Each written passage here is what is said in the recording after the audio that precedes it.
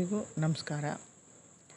ಇವತ್ತು ನಾನು ಟೆರೆಸ್ ಗಾರ್ಡನಲ್ಲಿ ಗಿಡ ಹಾಕೋಕ್ಕೆ ಬೇಕಾಗಿರುವ ಲೈಟ್ ವೆಯ್ಟ್ ಪಾಟನ್ನು ಹೇಗೆ ನೀವು ರೆಡಿ ಮಾಡ್ಕೋಬೋದು ಅನ್ನೋದನ್ನು ಈ ಒಂದು ವಿಡಿಯೋದಲ್ಲಿ ನಿಮಗೆ ಶೇರ್ ಮಾಡ್ತಾಯಿದ್ದೀನಿ.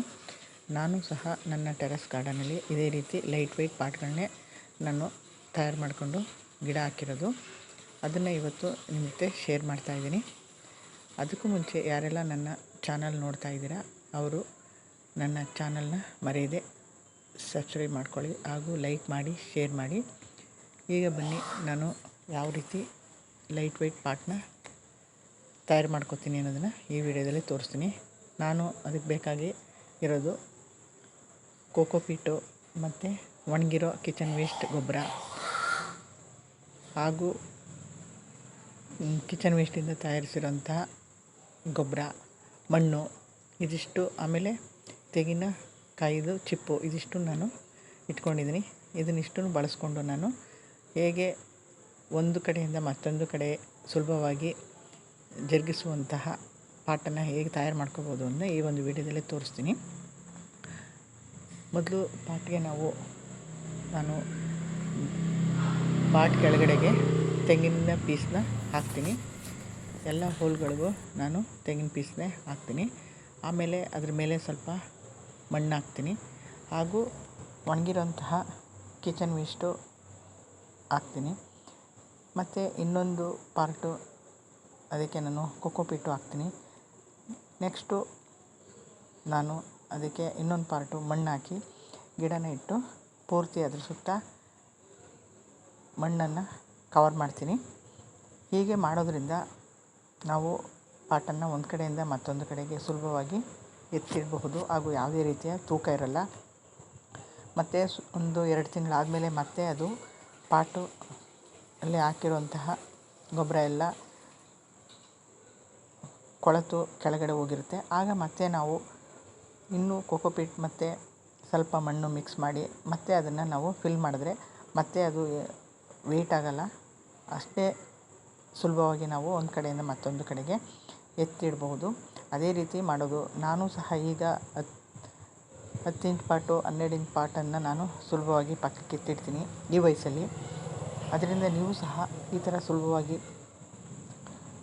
ಲೈಟ್ ವೆಯ್ಟ್ ಪಾಟ್ನ ಮಾಡಿಕೊಂಡು ನಿಮಗೆ ಖುಷಿಯಾಗುವಂಥ ಗಿಡಗಳನ್ನ ಇಟ್ಕೊಂಡು ನೀವು ಬೆಳೆಸ್ಬೋದು. ಈ ಒಂದು ವಿಡಿಯೋ ನಿಮಗೆ ಇಷ್ಟ ಆಗಿದ್ದಲ್ಲಿ ಮರೆಯದೆ ನನ್ನ ಚಾನಲ್ ಆದ ಚುಕ್ಕಿ ಗಾರ್ಡನ್ ಚಾನಲ್ನ ಸಬ್ಸ್ಕ್ರೈಬ್ ಮಾಡ್ಕೊಳ್ಳಿ, ಲೈಕ್ ಮಾಡಿ, ಶೇರ್ ಮಾಡಿ. ನನಗೆ ತಿಳಿದಷ್ಟು ಮಟ್ಟಿಗೆ ನಿಮ್ಮ ಜೊತೆ ನಾನು ಗಾರ್ಡನ್ಗೆ ಸಂಬಂಧಪಟ್ಟ ವಿಡಿಯೋಗಳನ್ನ ಶೇರ್ ಮಾಡ್ತೀನಿ.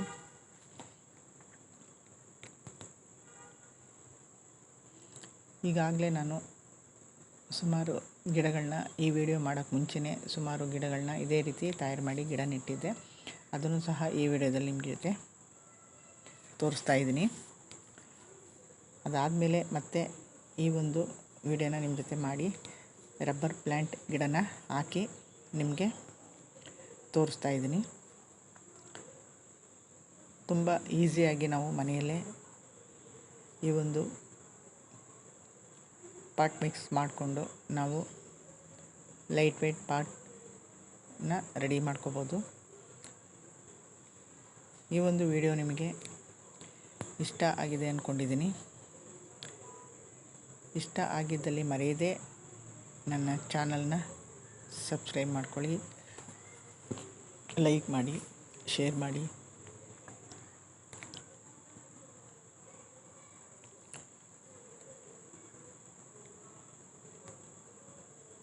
ಇದು ರಬ್ಬರ್ ಪ್ಲ್ಯಾಂಟು ಚಿಕ್ಕ ಪಾಟಲ್ಲಿ ಹಾಕಿದರೆ ಅದು ದೊಡ್ಡದಾಗಿ ಬೆಳೆಯಲ್ಲ.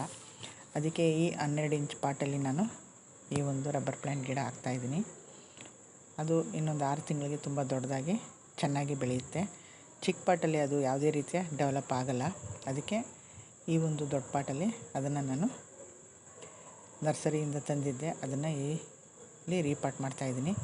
ಇದ್ರ ಮೇಲೆಲ್ಲ ಹಾಕಿರೋದು kitchen waste, dry kitchen waste, ಅದು ಗೊಬ್ಬರ ತಯಾರಿಸ್ಕೊಂಡಿದ್ನಲ್ಲ ಅದನ್ನು ಹಾಕಿ ಅದ್ರ ಮೇಲೆ ಕೆಮ್ಮಣ್ಣು ಹಾಕ್ತಾಯಿದ್ದೀನಿ. ನೋಡಿ ಎಷ್ಟು ಸುಲಭವಾಗಿ ಎತ್ಬೋದು, ತೂಕ ಇರಲ್ಲ, ಏನಿರಲ್ಲ. ನೀವು ಸಹ ಇದೇ ರೀತಿ ಪಾಟ್ನ ರೆಡಿ ಮಾಡಿಕೊಂಡು ನಿಮಗೆ ಖುಷಿ ಕೊಡುವಂತಹ ಗಿಡಗಳನ್ನ, ತರಕಾರಿ ಗಿಡಗಳನ್ನ ನೀವು ಸಾಕಬಹುದು.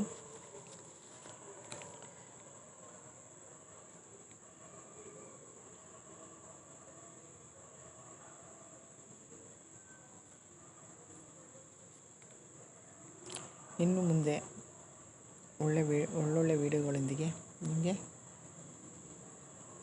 ಬರ್ತೀನಿ.